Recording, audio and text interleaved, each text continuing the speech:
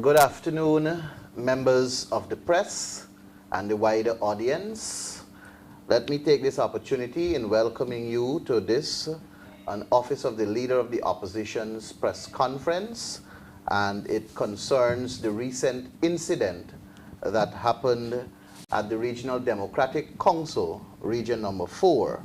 I sit with you here in my capacity as the Shadow Minister of Local Government and Regional Development, and to my immediate left is the Regional Chairman of the Demerara Mahaica region, Mr. Daniel Siram, and to his left is Ms. Yonette Fortune, who is the Chairman of the National and Other Events Committee at the Regional Democratic Council, Region Number 4. To my right, my immediate right, is the Honorable Catherine Hughes, who was present at the regional flag raising activity at the Regional Democratic Council, Region Number 4. And to her right is the Regional Vice Chairman of the Demerara Mahaica region, Mr. Samuel Sandy. And we will start today's press conference with a prepared statement. The first part will be read by the Chairman of the region, Mr. Daniel Siram, and the second part will be read by yours truly in my capacity as the Shadow Minister of Local Government and Regional Development, and we will field questions from the media after. So I hand you over to the Chairman of Region Number 4, Mr. Daniel Siram. Good afternoon, ladies and gentlemen, members of the media. I commence my statement this afternoon. People's Progressive Party civic political hijacking of the Region 4 will not be tolerated. It is time for Donald Gadraj to go. The Local Democratic Organs Act, Chapter 2809, is the law that governs the regional democratic councils of our beloved nation. It makes it clear that the Regional Democratic Council, which is headed by the elected regional chairman, who is the supreme authority in the region. The regional executive officer is the clerk to and servant of the council and must implement the decisions of the council. Unfortunately, the Minister of Local Government and Regional Development, and by extension the government, misleads the REO and gives him instructions in total violation of the rule of law. We, the elected council of Region 4, call on the Minister and government to cease their political interference in the administration of the region and create an environment which allows the Regional Democratic Council, its chairman and vice chairman, who have been elected by the people of Region 4, to manage the affairs of Region 4, and as mandated by the people of Region 4. The illegal actions of the imposed PPPC political regional executive officer, Donald Gadraj, in the Demerara Mahaica region, Region Number 4, are a clear violation of the laws of Guyana. Despite being a mere servant to the council, Gadraj has been operating as a puppet of the minister and the PPPC government.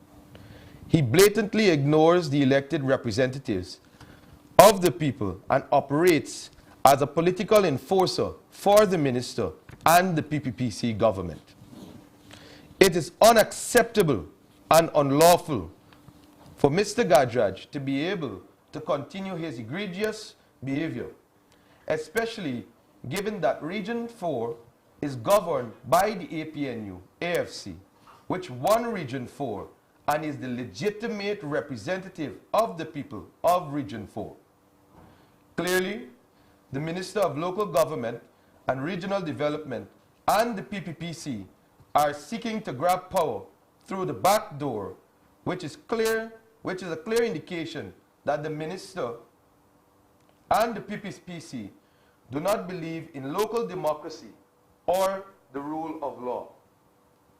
Gadraj's refusal to carry out the instructions of the elected council and his recent display of thuggery lack of civility, and disrespect towards myself, the duly elected chairman of the region, is the most recent manifestation of their political power grab and disregard for local democracy. The people of this region deserve better than a political lackey who is more interested in furthering the agenda of his political masters than serving the people. It is time for Gajraj to resign or be removed and allow for someone who is committed to upholding the spirit of our Constitution, promote local democracy, and is disposed to managing the region in a way that allows it to function in the interests of the people of Region 4. Gajraj must go. Despite numerous unanimous and majority decisions made by the Council, Mr. Gajraj, in his capacity as Clerk of Council and Regional Executive Officer, has failed to implement any of them. His blatant disregard for the Council, which represents the people, is an affront to democracy and an insult to the very institution he has been appointed to serve. It is unacceptable that someone entrusted with such an important responsibility can be so willfully and unapologetically neglect his duties and undermine the authority of the elected council. The decisions yet to be actioned are, number one, to provide the Works Committee, a standing committee of the RDC, with copies of signed contracts, bills of quantity, status reports on projects, and access to the regional engineer to update the committee. This situation is teamed with potential for corruption and the waste of resources of our region. Number two, to ensure he is present at all RDC meetings, and where unable to, a competent representative able and capable to provide updates to the council must attend. Such actions inhibit the work of the region and is disrespectful to the people of the region. Point three, to ensure that heads of programs submit monthly reports to the RDC council meetings. To date, no report from any heads of program was received. This is both a manifestation of incompetence and results in inefficiencies at the region. Point four, to stop using his office to facilitate the payment of contractors and ensure the sub-treasury functions effectively without interferences from him. Another action that teems with potential for corruption. Point five, to respect and allow staff members of the Regional Democratic Council to function without fear and political directives. This undermines the confidence of the workers and destroys the morale of the workforce. Point six, to ensure the Regional Administrative Committee meetings are facilitated. Immediate action must be taken to hold Mr. Gajraj accountable for his inaction, infractions, and to ensure that the decisions made by the Council are implemented without further delay. The people of this region deserve better than a politically partisan public servant who refuses to carry out the mandates of the duly elected officials. Thank you. Thank you, Mr. Chairman, and I add to his statement, in addition to the above, on Wednesday, the 22nd of February 2023, Guyana bore witness to an unforgivable and detestable attack on the highest elected regional official during the Region 4 flag-raising ceremony held on the premises of the Regional Democratic Council. The REO's physical abuse of the regional chairman was a disgraceful act and unbecoming of a senior government official.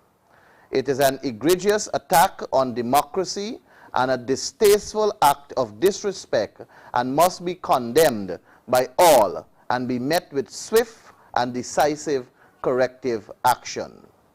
As Regional Chairman Daniel C. Ram concluded his opening remarks during the ceremony, he expressed his desire for love, unity, and togetherness. In an effort to ensure equal representation, he invited Honorable Catherine Hughes, MP, to give brief remarks. Unfortunately, chaos erupted when Ario Gadraj aggressively and arrogantly approached Chairman Seeram and snatched the microphone out of his hand, violating the sanctity of the ceremony. This brazen assault on the regional chairman was caught on video, which has since gone viral on social media. A report on this assault was made to the police.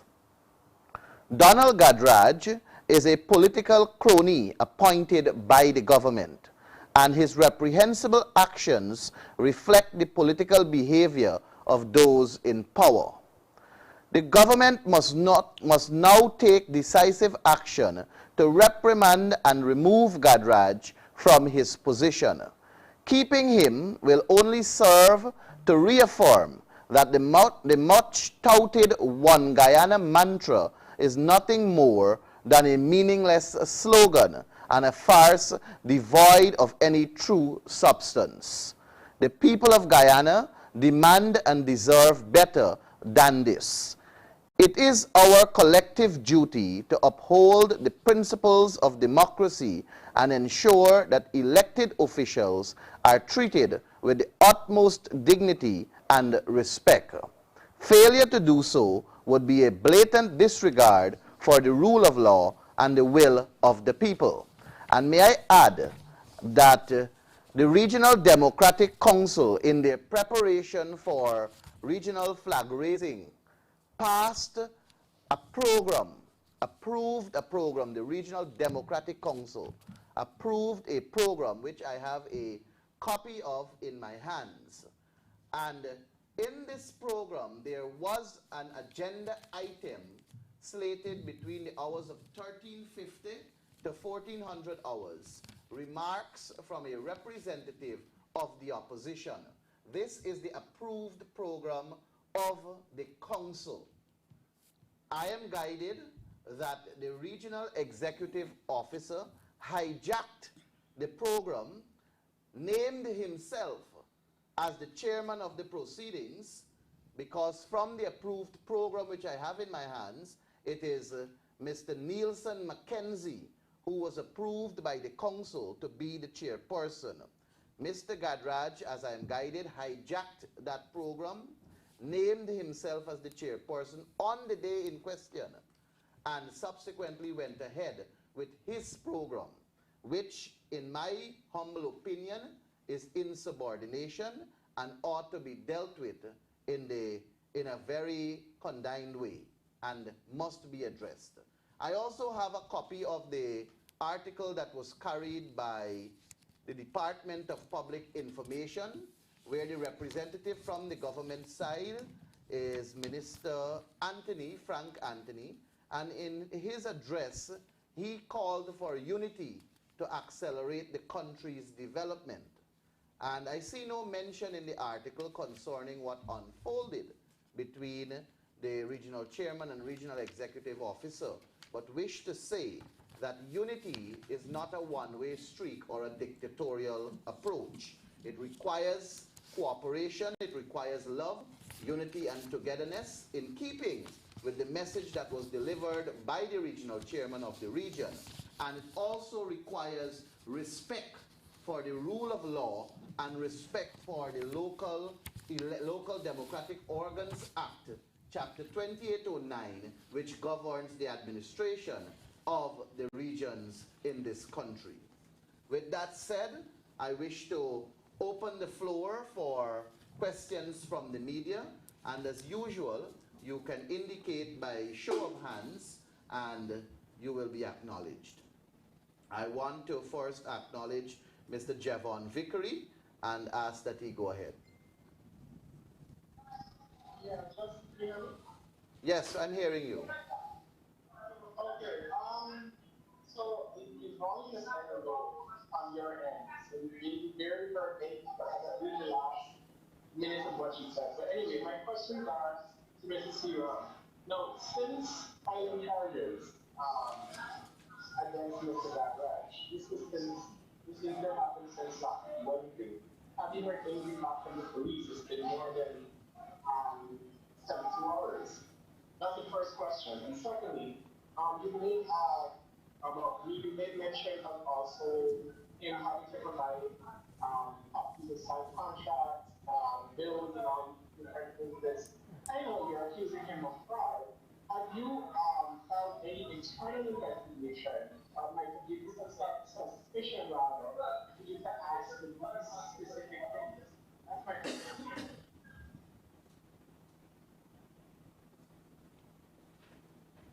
Chairman. Thank you for your questions, sir. With regards to the police report, the police report was initially made on Thursday morning, Thursday the 23rd of February, thereabouts between the hours of 10 to 11 a.m. I was contacted by the police just after lunch on Friday for the submission of statements, in which I did submit statements this morning to the police, and I'm awaiting a feedback on them. With regards to the issues with regards to the Public Works Committee, at the level of the Public Works, and I have the Vice Chairman here, who is also the Chairman of the Public Works Committee, would have written several times for these documents to be provided. We made council decisions on these matters so that the bills of quantities, the contract, the signing of these contracts can be provided.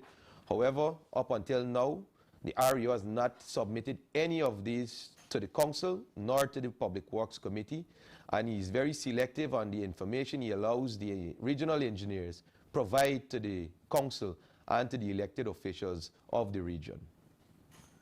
Thank you, Chairman Siram. I don't know if Vice Chairman Sandy wishes to add anything before we go to further questions. Yes, thank you very much. Isn't there anyone that you at the level of the council that would come here to keep these out? Because there's some sort of reluctance. These are, from what you stated, are important files. Jevon, I'm not hearing you clearly. I'm getting a lot of background noise from your end. I don't know if you can speak up a little, because we're not hearing you too clearly.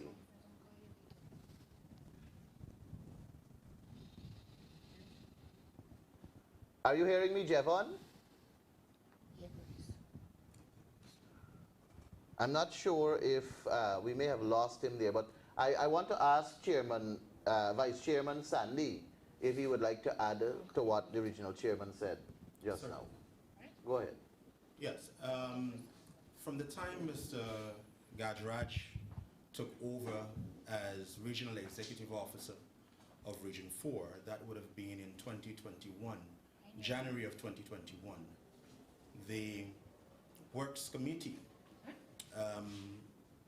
under Ms. Lucas was provided with all the information, copies of the contracts, and the engineers were directed every week to provide the Works Committee with status reports.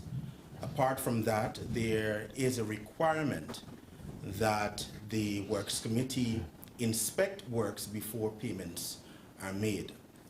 Mr. Gajraj, he got rid of all of that.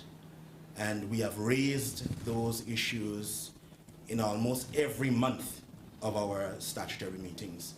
And we wrote the Minister of Local Government and Regional Development on several occasions highlighting these infractions. And even at our last statutory meeting, we raised this issue again. So we do not know where in this country we can go in order to have the REO comply with those rules other than resorting to the courts. And that is something that we have been contemplating, but to date we are still trying to gain more information and to practice some more diplomacy in seeing how best we can work together to have these issues resolved. Thank you very much, Vice Chairman Sandy. The floor is still open. Adam Harris, I think Javon has posted a question in the chat. Can you find it? Let me check. Thank you for that. Okay, I think I'm seeing it here. The question is there anything that can be done at the level of the council to compel Mr. Gadraj to submit these requests? Because there is some amount of reluctance on his part. As the Shadow Minister of Local Government and Regional Development, I wish to say to that, and I'm also going to ask the Chairman and Vice Chairman if they wish to speak. But I would like to say that the Regional Executive Officer is the Chief Administrator of the Regional Democratic Council. The Regional Democratic Council is managed by elected councillors, and the regional executive officer also sits as the clerk of council. And as the clerk of council, he ought to execute decisions of the Regional Democratic Council. And that is what is expected of these respective REOs in all the regions. And I must say to you that as the Shadow Minister of Local Government and Regional Development, this problem only exists in regions 4, 7, and 10. And these are the 3 regions that were won by the APNU-AFC. There is maximum cooperation at the level of the RDC in Region 1 and their REO, Region 2 and their REO, Region 3 and their REO, Region 5 and their REO, Region 6 and their REO, Region 8 and their REO, Region 9 and their REO. Maximum cooperation in the sense that whatever decisions their council takes, that is the decision that they execute. I am further aware that there are decisions that are passed down to these REOs from Minister Dharamlal, which the REOs are not too comfortable with. Some of them complained to me, and I know that there is one that specifically said that he can't handle this amount of pressure. He did not give me consent to air his name publicly, so I cannot do that. But I know of such. And I say that to say to you that what we need is a level of respect for these elected officials, and these REOs to have that level of respect for these elected officials. And what can be done to compel them is rightly what the Vice Chairman alluded to, and that is us taking the matter to the courts, which is a step we will be taking, among other steps, to ensure that the REOs, the clerk of councils, understand that they are servants to the people through the council, and they are actually creatures of the council, and they should have that respect and authority for the elected council of the respective regions. I don't know if Chairman Siram or Vice Chairman Sandy would like to add anything further. I think, Ganesh, you put it very aptly there, and I agree. Similarly with my Vice Chair, we have been combating these infractions since 2021 when this REO was imposed upon the region. We have been documenting it, we've been writing all over, right? And we are just at the brink of taking these matters to the courts so that they can be dealt with at that level. However, I must say to the citizens that at the level of the Regional Democratic Council, the statutory meetings, all of these infractions have been recorded. You can come to the region at any point in time and you can see the requests that your duly elected officials made, and you can see the reluctance of the REO to give these information that are public documents, public information that all and sundry is supposed to have access to, right? Which puts, as I said in my statement, it's teamed with potential for corruption, right? So that is the line that we're heading down here. Thank you, Chairman Siram. You wish to end it? The floor is still open. Okay, Adam Harris, sorry to raise my hand. Go ahead, Adam. A couple of things. regional chairman, do you have personal security? Secondly, it happens in Georgetown where the mayor has been emasculated. He's supposed to be the chief citizen, and he gets arrested for being on his own thoroughfare.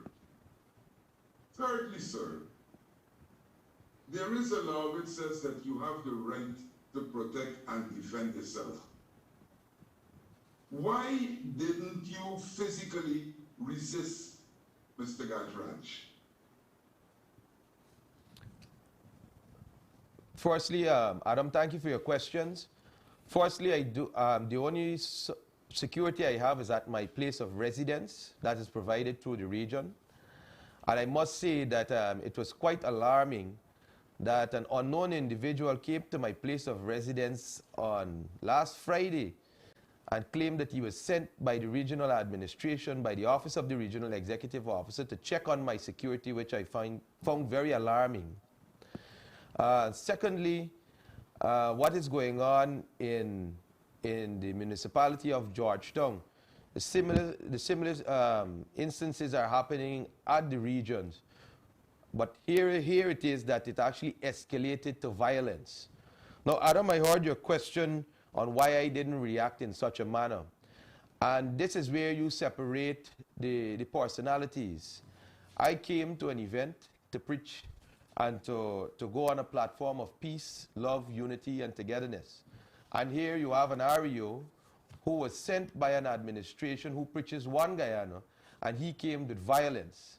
Now, it's not in me as a trained military officer to strike a subordinate officer. And hence, my training, my ability to lead, and right thinking led the way in me not reacting to him. And I've been met by a lot of persons in the public, here in my political party, generally everywhere I go, that says that the amount of cuffs, kicks that Mr. Gajraj was supposed to get. But that is not my take on how things are supposed to happen.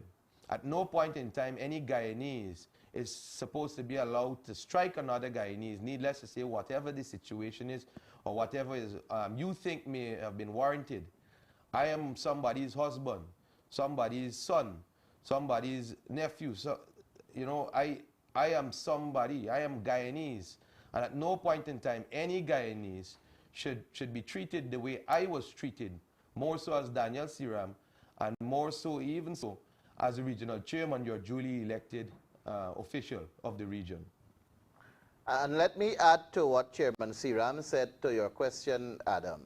There is clearly a breakdown of law and order in this country with respect to local democratic organs. The Constitution is clear. It is enshrined from Chapter 71, from Article 71, sorry, to I think 78, that speaks exclusively to local democracy. And it is supposed to be respected. We have a Ministry of Local Government and Regional Development that is supposed to ensure that Chapter 2801, which governs the municipalities, Chapter 2802, which governs the NDCs, and Chapter 2809, which governs the RDCs, are followed. And if we are to respect these chapters, and if we are to respect the rule of law, then we would ensure that they are allowed to function as enshrined in the documents. Each one of these local authority areas, they have elected officials to govern their business. At the level of the NDC, these councillors are elected at a local government elections and municipalities. And at the level of RDCs, these councillors are elected in a regional and general elections. And all it requires is for the clerk of councils, in this instance the REO, the town clerk, and the overseers, to follow the guidance of their elected councils. And if they believe that the guidance is not in keeping with the act, then they play a role to inform their council, and in keeping with the law, document it in their minutes, and they can even seek legal advice and guidance. But we don't have that kind of situation in our country. What we have is a Minister of Local Government and Regional Development who is a part of a WhatsApp group with overseers, town clerks, and REOs, and he is sending down directives to these elected officials, a violation. I pointed out in 2021, I pointed out that the 5 million subvention that is given to these councils are for the councils to determine how they will spend this money within their respective areas. But you have a Minister of Local Government who sent down a directive instructing them to buy crush and run and street lights. I remind you, the street lights that were purchased cost taxpayers $35,000, and your cell phone lights are brighter than those street lights. Many of the street lights that were placed around this country, they are currently not functioning, but they were paid for by taxpayers. The crush and run that was bought, some of the NDCs, they still have it stockpiled. For what purpose, I don't know. And these NDCs complained that that is not what they wanted the money for. There is a Fiscal Transfers Act. That act is supposed to tell you how you give money to these respective local democratic organs. Georgetown continues to get $30 million as their subvention. But when you do the calculation in keeping with the Fiscal Transfers Act, they're supposed to get more. But it's an imposition. So I say all of that to say that this government is trying to fool us when President Ali stands and talks about one Guyana, and then look at the actions that follow when you are deliberately trying to foist onto us dictatorship. It cannot be tolerated and it must be addressed. Further to that, just to add, I have been contacted by a number of persons, and it's quite revealing what you find after these unfortunate instances happen. Members of my staff at the RDC and generally in the region have reached out to me to say that the actions of the REO have they weren't surprised to see it in a public forum. Many of them have said that they were victims of as well of these alleged acts by the REO. And it's quite concerning to me as the regional chairman hearing these. And I've advised all of these staff who have suffered any abuse under the current REO to make the necessary reports, or you can come to my office, confide in me, and we will find to get you the protection that you need in going forward. So what you saw demonstrated last Wednesday by a vile REO, was something that has actually, it is alleged that this has been going on for quite some time, and these are the actions of that REO and how he deals with not only with the staff, and the intimidation factor and the fear that they have of not coming forward to speak on what they want. And I brought it out in my statement earlier. So just to add to what you had asked, Adam, that this is something that we will be looking at very carefully going forward within the region. Thank you, Chairman Siram. I know my colleague Kathy Hughes would like to say something, so go right ahead. Thank you. As someone that witnessed the event, the unfortunate events that day, I wanted really to publicly compliment Chairman Daniel Siram on the way he handled the situation. And Adam, I wanted to give a different perspective and say that the group of us feel very, very strongly about ensuring that we don't lower our standards. At the end of the day, the display, our grandparents, you remember they had a slogan called brute force and ignorance? That is what is displayed. Now, if you look at the clip, you will see a child dancing in the background. And again, I raise this because the public displays we have of lack of tolerance, lack of respect, just to general colleagues, just shows that we have really, really lowered our standards. Why would we want to end up in a fight or more brutish display when we have women, we have children, we had dancers? It was everything but an ideal opportunity to celebrate Guyana and our Republican status. And so I really want to say that the display and response we saw from Chairman Siram is what we expect of an honorable gentleman. We know from what has taken place in the parliament, the dildo and all the long list, that we have to start promoting the honorable men. So I just wanted to add that perspective to this discussion. Thank you, Ms. Kathy. The floor is still open.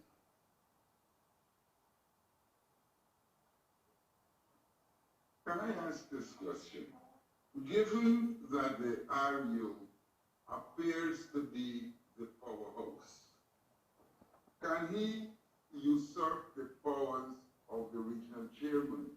In short, what's there to stop him from aborting meetings of the Regional Democratic Council? What's there to stop him from countermanding orders given by the RDC or by the chairman? What's there to stop him, for example, from commandeering the vehicle used by the regional chairman, since he's so all-powerful? Well, as I said to you earlier, Adam, and I'm going to say it again, we are going to go down the road of exploring legal actions and some other political actions, which I will not state now, but I want to also say that what is there to stop him is good governance, that the People's Progressive Party, who's sitting in office, ought to practice the adherence to the rule of law, the practice of what they want us to believe they believe in, which they talk of as one Guyana, the whole notion of doing what is right in keeping with the Constitution, the whole notion of ensuring that the Chapter 2809 is followed, that is what can stop him. But if he is not being stopped, and his thuggish behavior, his barbaric behavior, his vile behavior is allowed to continue, then it shows that that is what the People's Progressive Party government is all about. They talk one thing, and in their offices that they put in place, doing something else, and they seem to want to do nothing about it, simply means that they are the bigger force of thuggery, and they're just fooling the Guyanese people, fooling the international community, and trying to paint one picture when what they are doing in actuality is something different. So if we want to see this kind of behavior stopped, it first starts with who is in government and who is there to administer what is right from what is wrong.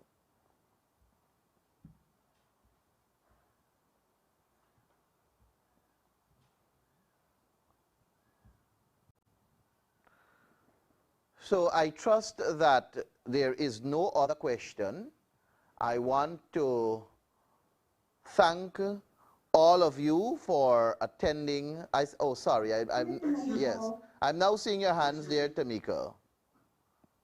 And there's another question from Javon Victory that he posted offline too. Okay, well, can we go to Tamika first? Waiting for you guys to open the floor to take questions off of the press statement as well. Okay, well, I did indicate that this is a special press conference specifically dealing with the Region 4 matter and local government issues.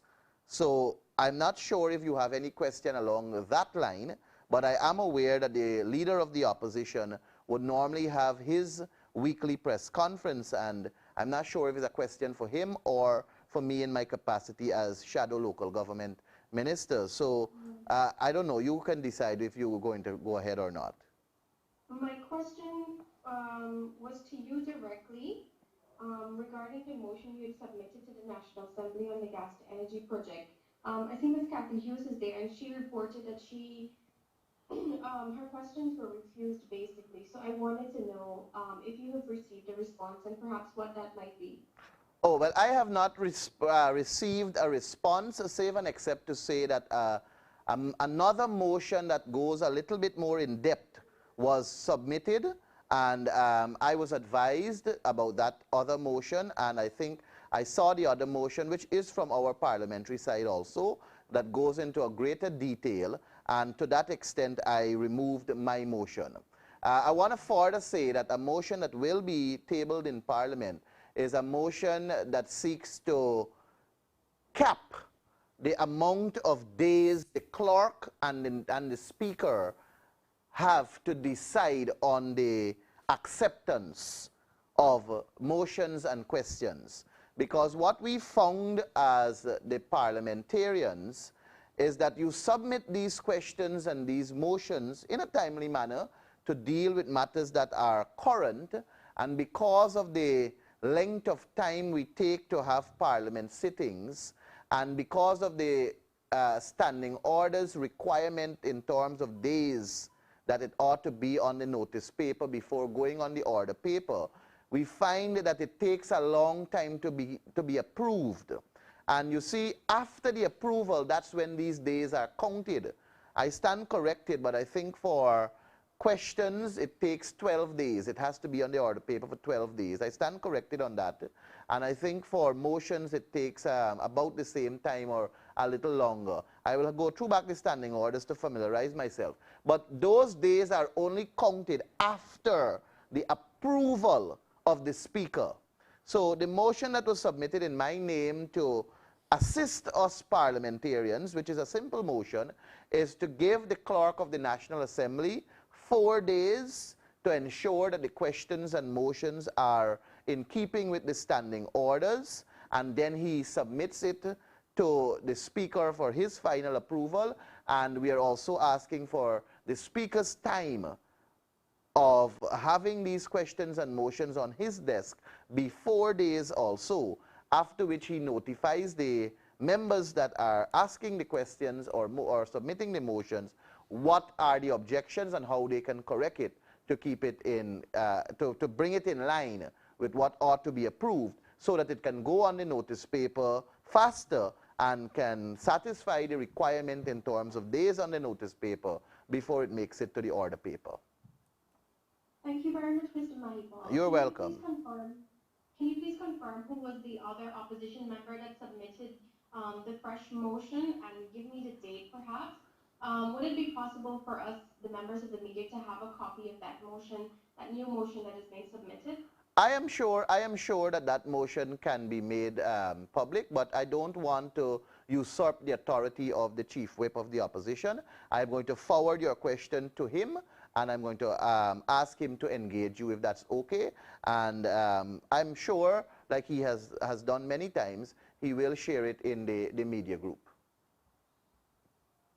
Thank you. And if I may, just a quick, another issue. I'm not sure if you would like to speak to this, or if you would like to refer it to the opposition leaders' press conference that should be upcoming. But the opposition has stated has said in the past that there is a need for this project, the gas to energy project, to be supported by studies. But recently, the EPA has waived the need for an environmental impact assessment for the gas-fired power plant that government has proposed. Can you say if anyone from the party has opposed this decision by the agency, or does the opposition support this waiver of the study? Well, I am going to respectfully ask that we defer that question to the leader of the opposition at his weekly press conference, because I really and truly came prepared for the local government issue, and to, if I may put it this way, to stick within my ambit of local government. and the other matter that you spoke of, which is the motion to the standing order that I submitted in my name. So I will respectfully ask if we can defer that to the Leader of the Opposition, who may be in a better position to answer the question. No problem. Thank you, sir. Thank you very much. I think somebody else Yes, was... quickly. Yeah, I wanted to ask, I see Javon posted something there that says this question is your remit. Quickly, sir. Are we witnessing the demise of the Public Accounts Committee, sir? I wouldn't doubt that, you know, Adam. I don't know if it is because of that, that Stabrook News editorial, I think in yesterday's newspaper, that caused the members of the government side to show up today, but they were there today, and they are still there. We do have public accounts going on. We broke for lunch, and that is why I can be here in front of you. But Public Accounts Committee is going on as we speak, and they're considering the performance reports. But I must re-emphasize this point. Since the change of that motion, since the change of the quorum, we have missed, I think, about 9 meetings.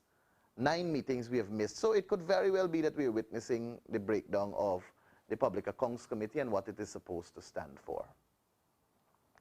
I see Javon is asking, what does the opposition think about GCOM halting continue registration? Again, I will respectfully ask that this question be deferred to the Leader of the Opposition, who normally would hold his weekly press conference.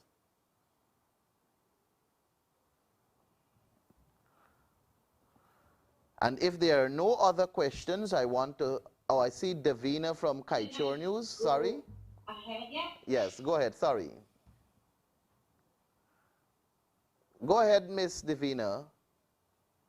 Okay, thank you. I just wanted to follow up on what you just said in response to Mr. Adam Harris's question about the breakdown of the PAC.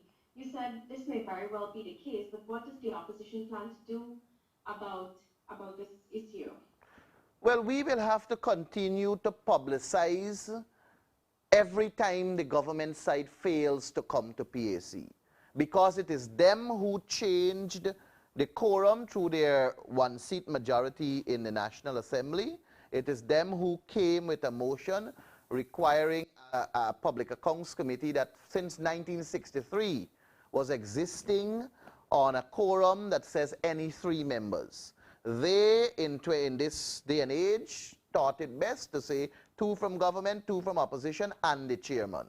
So what we will have to do is to continue to highlight the amount of times they absent themselves, and the people of Guyana must be the judge to see who really is standing for democracy, who's standing for the rule of law, who's breaking the guardrails of our democracy, who is creating an atmosphere of dictatorship.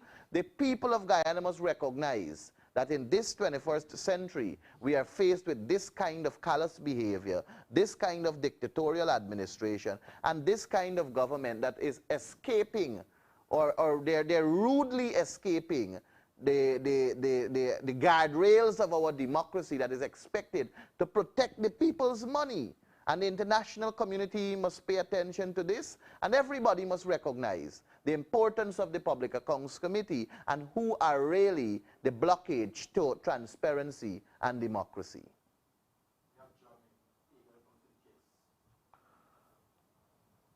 Tamika, I see your hands are still up. Is that an indication of... Yes, I was waiting my turn patiently. Okay, I don't know if I answered the question just now satisfactory, but if there's a follow-up, or if not, Tamika, you can go ahead.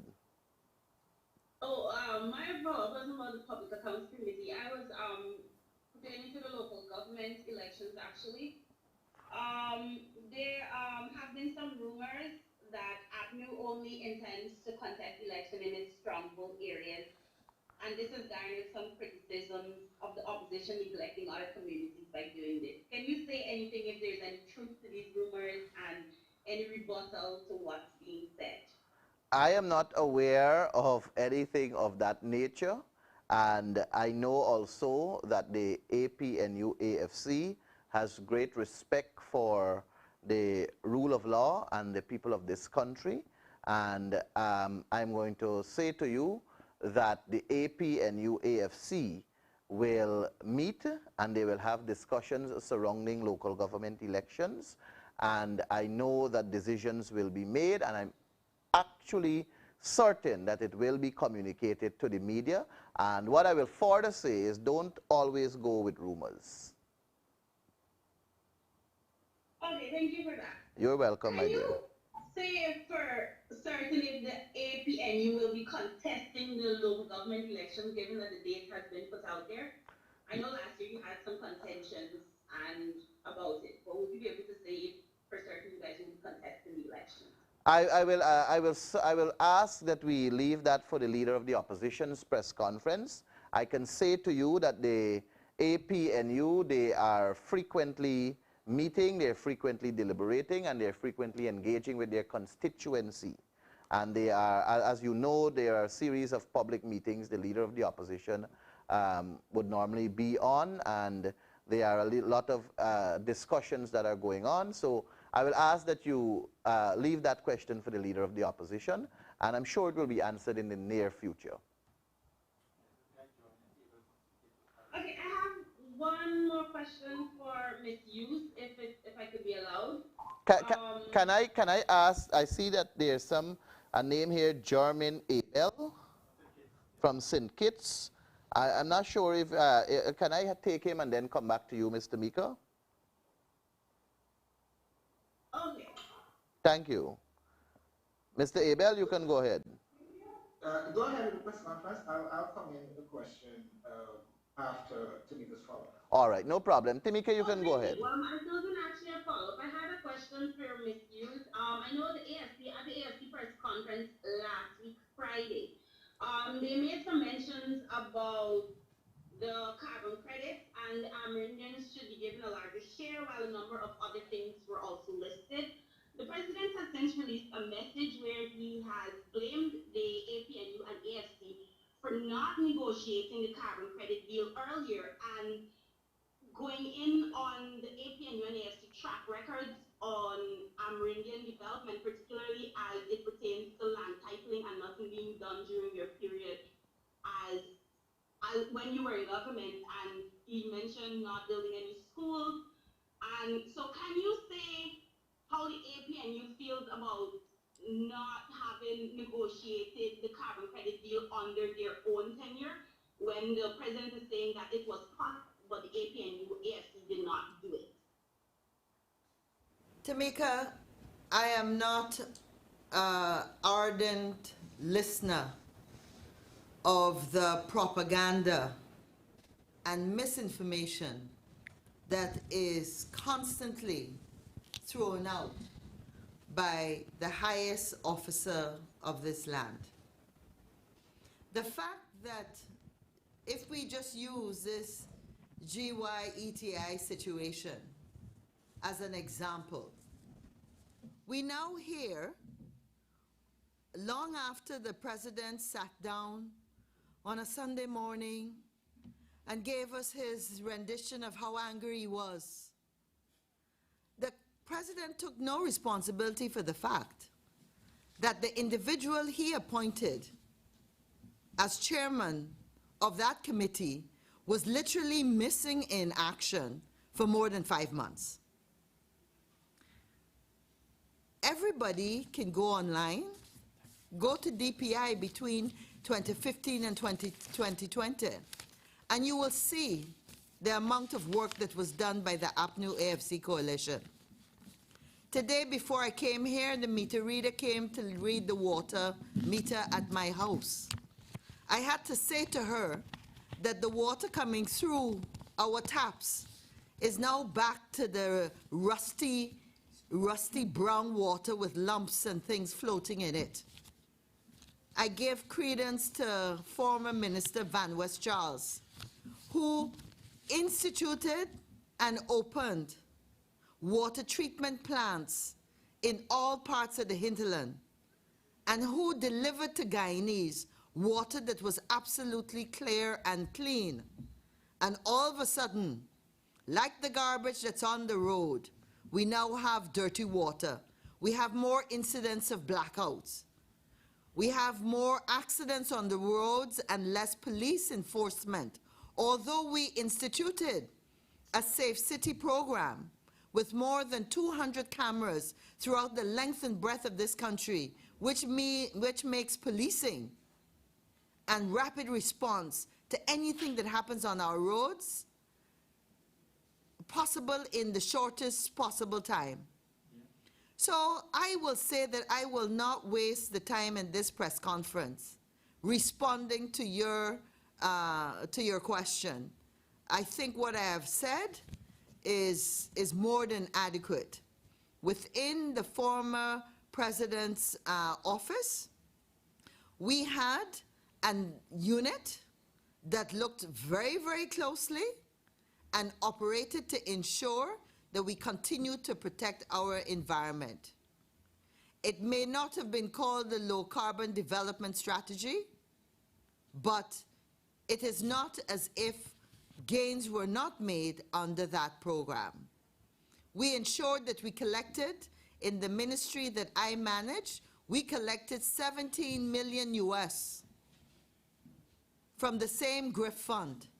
So to say, and started putting internet and land titling matters in especially hinterland communities. So I refuse to respond to what I know to be inaccurate. And of course, infrastructure. Latham, look at the road that was put in, that was created in Latham. Infrastructure in Mahdia. How come in the previous 23 years, not once was that road, that important artery, that important road, which is now asphalted and is a proper road? How come that was never done in 23 years?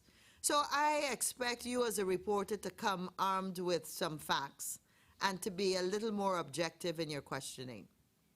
Thank you. Yes, so I would like to take Jermaine Abel from St. Kitts.